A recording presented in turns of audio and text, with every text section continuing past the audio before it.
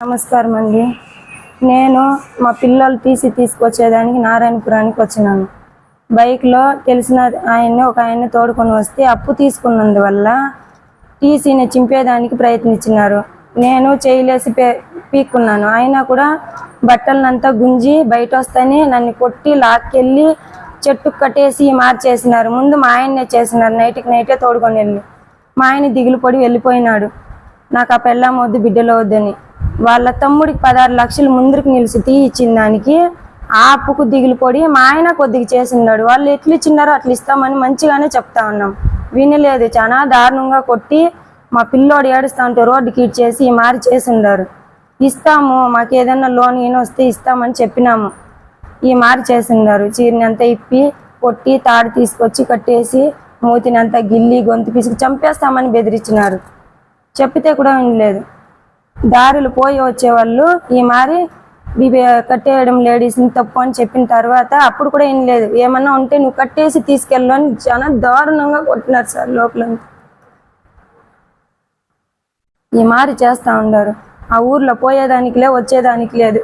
తెగ ఇచ్చి నిన్ను పోయినాను నారాయణపురానికి. ఈ మారి చేసినారు. నేను వస్తే ఇట్లా చేస్తారని ముందునే చెప్తుంది. అయినా ఏం లేదు. తల్లిగా వచ్చి సంతకం పెట్టి టీసీ తీసుకొని పోవాల, పిల్లల భవిష్యత్తు ఇది అని చెప్పినారు. నేను నిన్న 1 గంట 10 నిమిషాలకు వెళ్ళినాను. ఆ 1 గంట 10 నిమిషాలకు ఆ మారి జరిగింది. నేను పోయేటప్పుడే ఇంటి దగ్గర రోడ్డు పక్కన కాసు కూర్చున్నారు. టీసీ తీసుకొని బయట వచ్చేటప్పటికి ఈ మారి చేసినారు. మునికేనప్ప, రాజా, వెంకటమ్మ, జగదీశ్వరి. పింఛన్ డబ్బులు కూడా మా పాపకి ఇచ్చేదాన్ని అప్పులు ఇచ్చిన వాళ్ళు పాప చేతిలోనికి పేర్కొని ఉండారు. 3 నెలలుగా పింఛన్ అయితే ఇయ్యలేదు. ఆ పాప ఇచ్చేదానికి మా అమ్మది అప్పు చేసింది ఇస్తానని వస్తే కూడా బెదిరించినారు మా పాపని. నాకు 3 పిల్లోళ్ళు, హ్యాండిక్యాప్, ఒక పాప, 2 ఆడపిల్లోళ్ళు, 1 కొడుకు. మా కొడుకుని తీసుకెళ్ళినాను. వాడిని ఈడ్చి రోడ్డుకి వేసేసి మా అమ్మను కట్టొద్దంటే కూడా ఈ మారి తాడేసి లాగి కట్టినారు. తీసుకుని దాన్ని ఇస్తామని అమ్మను మంచిగానే చెప్తా ఉన్నాను. అయినా వినలేదు. నా మెడలో ఉండే బొట్టునే కూడా నా మొగుడు బాగుంటే చాలు. ఒకప్పుడు బాగా బతికినోడు.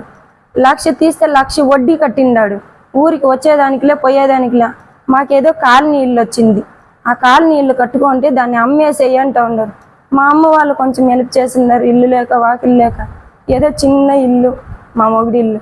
మేమేదో కష్టపడి మా పింఛన్ డబ్బులు మా పాపకు వచ్చింది ఇంతో కొద్దిగా కూడిపెట్టి మా నగ నట్రా ఉంటే పెళ్లికేసింది. ఇల్లు కట్టుకొని ఉన్నాం. ఊరికైనా అప్పు చేసి ఇల్లు కట్టుకొని ఉండారని ఈ మారి సతాయిస్తారు మమ్మల్ని. చాలా టార్చర్ పెడతారు. ఊరు పోయేకలే వచ్చేకలేదు. మా పిల్లోళ్ళు 1 సంవత్సరము ఆడ తినేదానికి ఉండేదానికి చాలా కష్టపడి ఉన్నారు. స్కూల్కి పోయేటప్పుడు వచ్చేటప్పుడు ఆ మారి సాపిస్తారు. పిల్లోళ్ళని కత్తితో పొడుస్తాము, మూట్లు కసి పెడతాము.